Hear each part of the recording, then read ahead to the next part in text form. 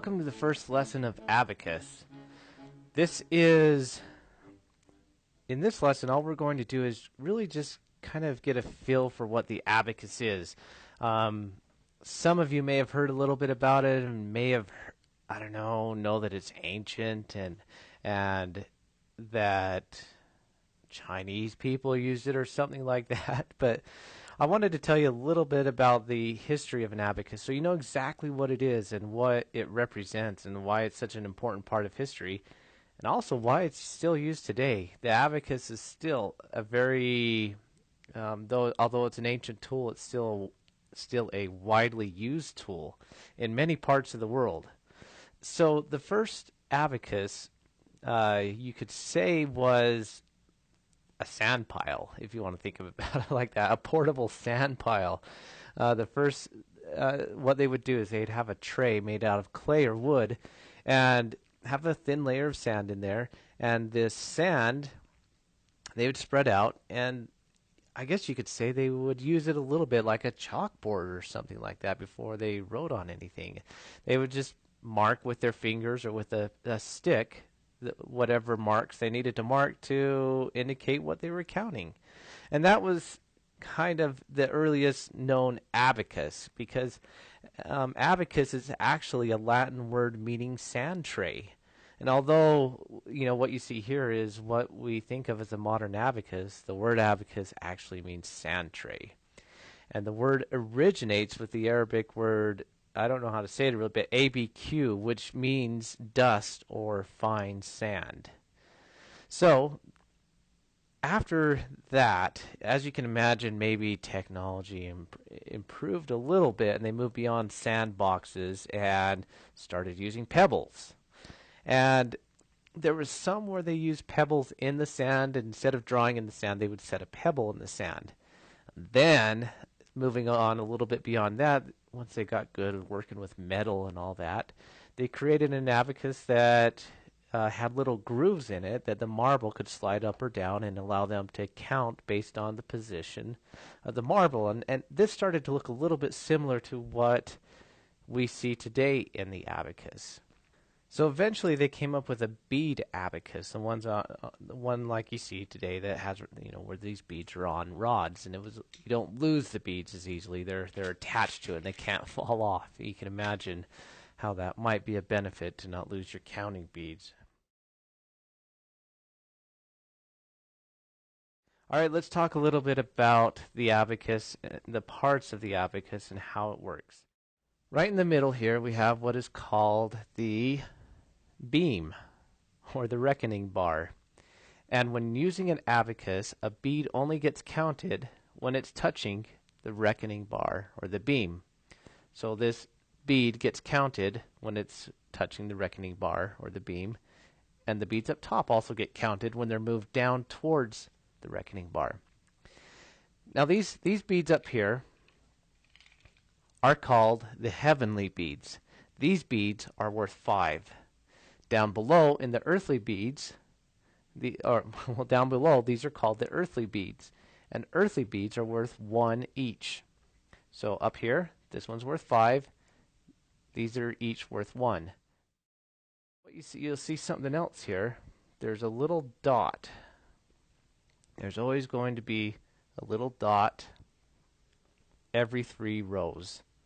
So there's not one here, but there would be, anyways, every 3 rows there's going to be a dot. And that marks, so we understand, that shows how the numbers are broken down or what they represent. You'll also notice that in this Soroban, and not all of them will have this, but I like the ones that do, that also change colors every 3 beads, so you can see, or every 3 rows of beads, so that you can see this division of 3.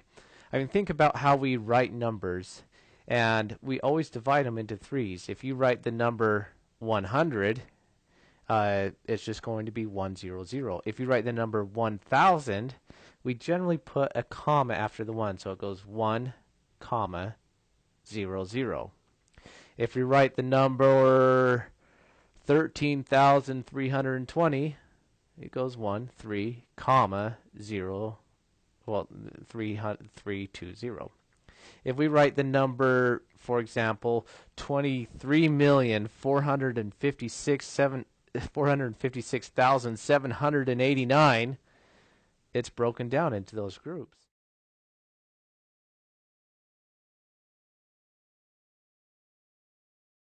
Let's talk about how we're going to count with the abacus. A bead is only counted when it's touching or up against this reckoning bar when it's moved to the middle. In other words, the top beads are only counted when they're moved down, and the bottom beads are only counted when they're moved up. So let me say that again.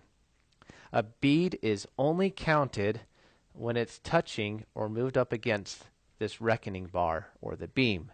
So a top bead, a heavenly bead, is only counted when it's moved down, and the bottom, the earthly beads, are only counted when they're slid up.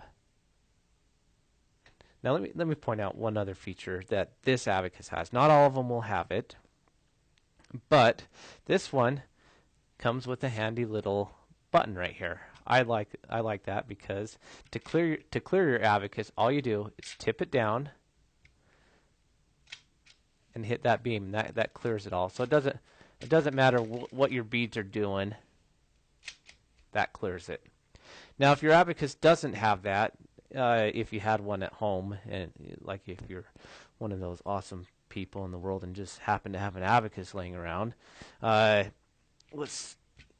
you don't have that, the way you clear your abacus from some large crazy number like this is tip it down like that, and then with your finger, clear it like that. That's how you clear an abacus without one of these beam things here. Let me do that again. So we have some crazy number here like that. Tip it down. Run your finger off. And you always do it left to right. That's how you clear it. In general, if you want to keep with good abacus technique, and it's going to move faster. If you learn these things from the beginning, you'll be able to manipulate the abacus faster. Is you only use your two fingers, your thumb finger and your index finger. And the thumb finger, its only job is to move beads up. That's its only job. The index finger moves things down, and his job, the index finger here, he's the only one that can touch the heavenly beads. Thumb can touch the earthly beads, and he can only move them up. But the index finger can touch both.